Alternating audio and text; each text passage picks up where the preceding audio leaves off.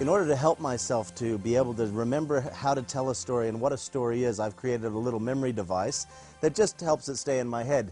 And it's basically just here, I call it the story seat. The circle at the top is what you have in every story. There's the CGCV. The C, the first one, stands for character. Every story has a character, or there's no story there. So it's important to understand your character and to recognize that story is character.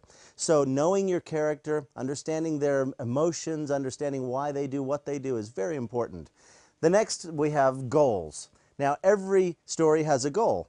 And usually it's the goal of the character. The character's trying to accomplish something, trying to get somewhere, trying to be something.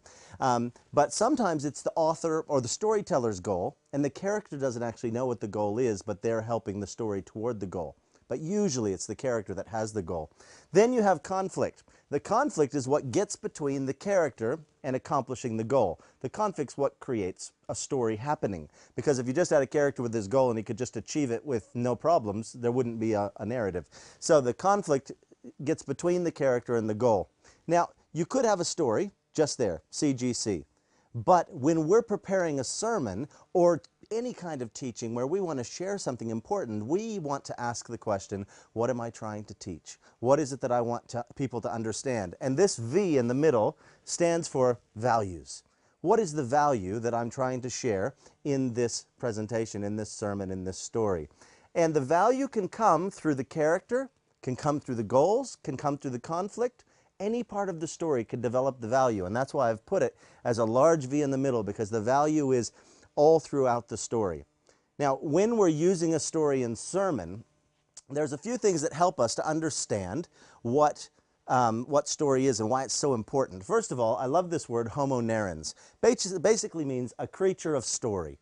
We are homo sapiens, but when we think of stories, humans are the only creature on the planet that tells stories. We are the storytelling creature. And without stories, we have no identity. So therefore, we truly are the creature of story. And if you recognize that, then when you look at your audience and you see a lot of people sitting in front of you, creatures of story, then when you give them a story, they pay attention. And I'm sure you've noticed this in a sermon. You're preaching away and people are distracted. Then you start telling a story and they're focused. You finish your story and start to give some points again, and they start getting distracted again. Story focuses people. So what if we could draw them in and keep them for the whole sermon, because the entire sermon was a story? Often what we do is we have our 3 points we want to make in our sermon, and so we say, okay, I need a story to illustrate this point. So we look around for one and we say, yeah, that'll do, that's pretty close. And it may not be exact, but it kind of illustrates the point. So it's good, because basically what we're doing is trying to get their attention back. So we will create a commercial break, and they focus in, oh, story, and they watch. And then your next point, you get another story for the next point, and you have people focusing, getting distracted, focusing, getting distracted, because they're listening to your stories. What if we could, rather than put the stories into the points in our sermon, we could put the points of our sermon into a story? What if we could put the points into the middle of our story? Then we would have their attention the whole time. If we were able to create a narrative sermon that held their attention because it started with a character, it developed through goals and conflict, and the people stayed with us because it was one long epic, a story sermon, or what we could call a homiletical plot we'll look at in a minute. One thing that's very important when we're telling stories, and it's really, with kids, it's fun to do. We just say, now kids, we've told this story, what does it mean? And we apply the story. But adults need the process of making the application themselves. So if we allow the listener to make the application, which Jesus was brilliant at, Jesus would tell a story and then he would just leave it hanging. Didn't feel any need to resolve the sermon, resolve the story into a sermon. He just left it as a story, and those people would go away and they would chew on it for weeks and months and even years until the story meant something to them. When we leave a story unresolved and leave it open, the listener does the work of applying the story, of making the application, and it changes the entire process of your sermon because they take it home with you. They take the story and they do the work themselves of applying it to their lives. Another thing that can happen when we make the application is we can actually interrupt their application. They could have heard the story and said, oh, I know exactly what that means for me. And then you say, here's what the story means, and they say, oh, I guess I was wrong. And they get derailed from their own thought process.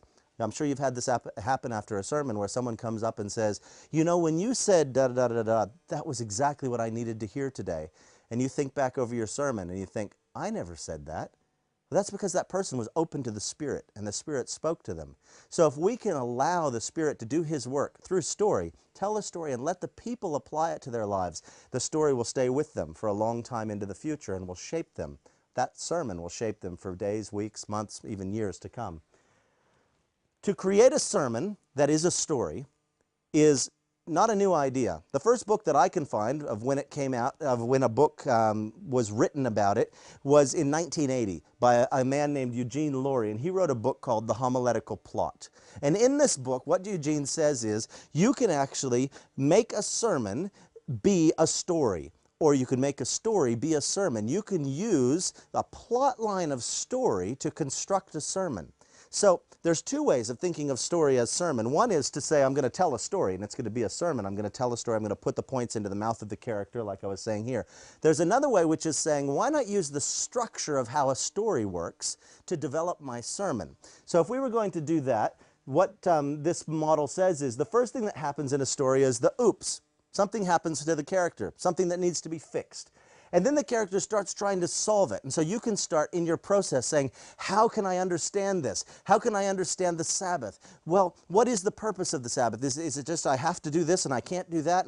And so we go through lots of applications of saying, ugh, basically you're struggling with what is the meaning of this thing. And so you try a number of different things, and then you find the text, and you have the aha experience. You find the text, the Sabbath was made for man, not man for the Sabbath, and you say, aha, that's it. And then often what we do is we've done all that work. We start our sermon and we say, brothers and sisters, I'd like to tell you a story. I'd like to preach to you today about the Sabbath.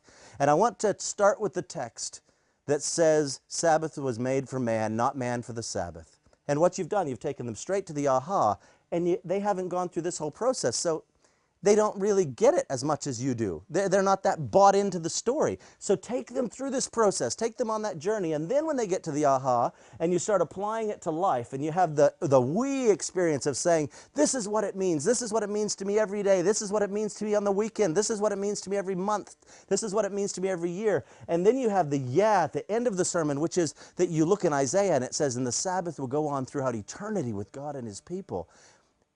And the Sabbath suddenly has become a story, and the people will be riveted with you because they're following you and developing your sermon through the story plot or the homiletical plot.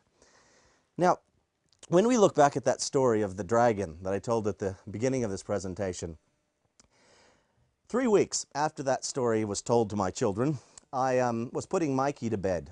And Mikey said, Dad, I know what I'm going to be when I grow up. And I said, really? What are you going to be? And he said, well, I know what I'm going to do. And I said, what are you going to do when you grow up? He said, I'm going to kill the devil. I said, you're going to what? I'm going to kill the devil. Mikey, how are you going to kill the devil? Oh, I guess I'll have to get some metal and make a sword and I'll poke him in the tummy. I said, and you know, my mind said I should tell him Jesus conquered the evil. The devil is conquered. He's in his death throes now. But I was wondering what's going on in the mind of my child. So I said, Mikey, what makes you think that of all the millions of people alive right now and all the people who have been alive before and will be alive after you, that you're the one person in the universe who's going to kill the devil? And Mikey looked at me like I was missing something quite obvious. Mikey looked at me and he said, Dad, I am Michael. And I did what you probably just did there. I had a bit of a chuckle to myself, and I gave him a cuddle, and I said, Mikey, that's really special that you saw your name in the story, and so you thought it was you, but that's actually Jesus, and He's done it for us.